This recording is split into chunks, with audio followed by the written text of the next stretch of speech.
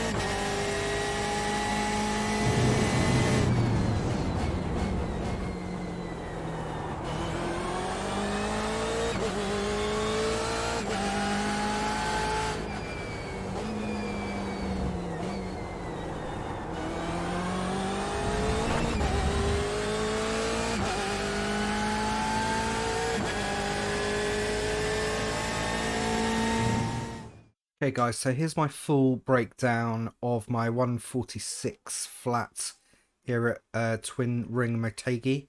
So we're on to the left, and we're going to hit the 100 board, and that is when we're going to want to start initiating our brake.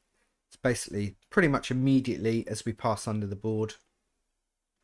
And we're going to do some pretty heavy threshold braking, and we're going to start our turning just as the curbing on the left sort of comes to the end, just prior to that. And what we want to do is turn right into this inside curb, but we're not doing all our braking before we reach this curb.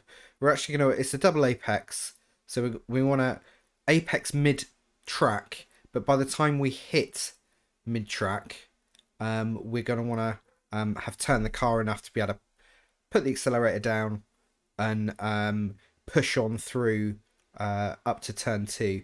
So let's see what happens here. So we're coming out of the brake now quite heavily. We're down to second and we're just coming out to mid-track. We're out of the brake after the end of the curb. We're back on the accelerator and we're maintaining this steering angle. to help us catch the start of the second apex curb. And then we can keep the accelerator down and hit the exit curb, which is nice. So we're going to want to move over to the right hand side of the track. We've got another kind of double apex corner here. And we're going to want to start our braking just as we're coming to the 100 board here. And again, we're going to brake pretty heavily down as far as the cones. And then we're going to make our turn in. But this time we're going to want to have done all of our braking by the time we hit the first apex. So we're turning in by the cones. And we're bleeding out the brakes really quite heavily now. And this is going to help promote some turn in. Going to help rotate the car. And then by the time we've hit this curb, we're already back on the accelerator. But we're going to go pretty steadily on the build up on the accelerator. Because what we want to do is we want to accelerate out towards the outside of the track. Maintaining a good strong steering angle. So that we can then hit the next apex. While still continuing to accelerate. We've got a nice bit of straight after this. So there we go, we're keeping the gas down, we're keeping that steering angle going. And then we're going to make the exit. We're happy with this. It's a tricky corner, that takes a lot of practice. But, you know, once you got it nailed down, you're going to make up a lot of time there. So now we're looking to the 100 board again on the left hand side of the track. We're going to start braking just as we're about to pass. And again, we've got quite a heavy braking zone. We are slightly downhill, so we need to bear that in mind. And then we want to turn in, catch the inside of the curb. Where are we turning in? It's a difficult one, this actually. But the wall on the left, the raised area on the left-hand side there, just as that reaches its peak, that's when we're turning in. So we're looking for that edge there. And that's a good kind of prompt to turn the car. We want to get right on the apex here and early on the gas. Again, we've got quite a long period of flat out acceleration now. Just after the bridge, there's some tyre tracks. We're going to start our turn in just as these tyre tracks themselves turn in. But we want to absolutely minimise our steering angle. We need to carry as much speed as we can. So we're not steering any more than like 40 degrees there. We're back over to the left. We're looking at the start of the curbing on the right, just before the 50 metre marker. And that's where we're going to brake. We're not going to brake as heavily as previous braking zones. It's probably about 50% here. And then as the curb's starting to come to an end, we've gone down to fourth. We're going to bleed out of the brakes and we're going to delay our turn down to third gear, just so as we can carry that little bit more speed around this corner.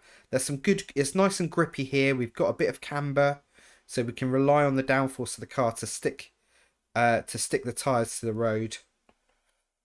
So now we're coming down to third, and then we are ready to start getting into the accelerator here.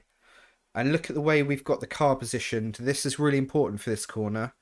We are exiting in line with the end of the curbing here. If we come out too wide here, we're going to have a hell of a time getting around the next corner. We're not going to be able to carry the same level of speed as we can when we exit this exit the first corner this far over to the left. So nice and tight on the left hand side on exit here, and that means we've got plenty of room to swing the car in to the next corner. Super important here. All we're going to do is lift out. We're going to wait until we're pretty much halfway around this corner. There's actually a mark, like a tyre mark on 2/3 of the way along the curbing there. I always like to make sure I'm in the gas and pointing nicely towards that. And that gives me confidence to put the accelerator down and be confident I'm going to make it to the exit. It's quite easy to run out of track on this corner. So now we've got another really heavy braking zone, and we're actually going to start braking just before the curbing starts, just before the 50 meter, maybe about sort of 70 meters, 60, 70 meter mark. And it's quite a tight hairpin. And what I'm doing is I'm aiming the car slightly out at an angle into that curb. Now, it's really easy to catch a wheel on the grass here if you're not careful. So I always try and aim from 2/3 of the way over the track, out at an angle, into that curb, so that then, by the time I'm down to second gear and the curb's ending, I'm turning in, I'm bleeding right out of the brake to promote rotation in the car. And then, again, and this is quite a theme here, the car's rotated really nicely, and we're almost following the line of where the curb ends. So we've got quite a late apex going on here. We're already deep into the accelerator. We know we're going to make the exit now. So we're heavily on the gas now. And then we're switching sides again. And we've got a fairly tight apexy corner here, but we're going to leave the braking pretty late. So we're right up onto the curb, and we're approaching the 50 meter board. But just here we can see that there's two tyre marks here that kind of almost converge right in front of the car. That's what I use as my braking prompt. So I'm going to brake pretty heavily here, almost full threshold braking. We're already coming towards the middle of the track. We're going to turn in before the end of the curbing. And we're already well out of the brake now. We're bleeding out. And we're back on the gas. And again, we're almost in line. We're almost facing in the same way as the end of the exit curb. Another, a really good indicator for us that we're nice and tight on this corner. We can accelerate. We're good to go. So we've got a long bit of straight now. We're going to be accelerating hard downhill. And we're into probably the trickiest complex now on the course. And this is where this is the bit of the track that's going to make or break your races this week for sure. So we're looking to the 100 board, and we need to make sure that we're fully into the brake, pretty much fully into the brake by the time we hit the 100 board, which means we want to start braking just before. If you leave it too late here, you're going to be up that sand trap in no time. So yeah, we're already into the brake now, and now we're already up to 70%, which is pretty much full threshold braking for us. And we're going to get ourselves down to second, and what's a good marker for turning in here? So it's another tricky one really. But as the Armco on the right hand side of the track starts to bend away, actually there's a little change in the white line on the left hand side of the track here. It goes from like a cleaner white to a dirty white. As soon as the car's on that, that's a good indicator for us to start our turn in. Now we need to get tight to this apex, but if you get too tight and hit the gas full bore, the car's going to spin. It's quite a jolt on this inside curb, so you got to watch the accelerator. If you feel a big jolt, if you feel a lot of movement in the car, don't plant your foot on the gas, because you're going to have a bad day. So we want to get tight to this. We don't want to get too tight. So because we really want to get into that accelerator really quickly there, we're going to toss the car over to the right. We're going to keep gunning up through the gears. We're going to use all this bit of track on the right. It's not enough track here. We're turning in by the cones. So we're taking off this little corner of the other layout here. We're still heavily on the gas. We're coming out mid-track. And now that we're mid-track, we're coming out of the accelerator. We're just brushing the brakes like 18, 15, 10%.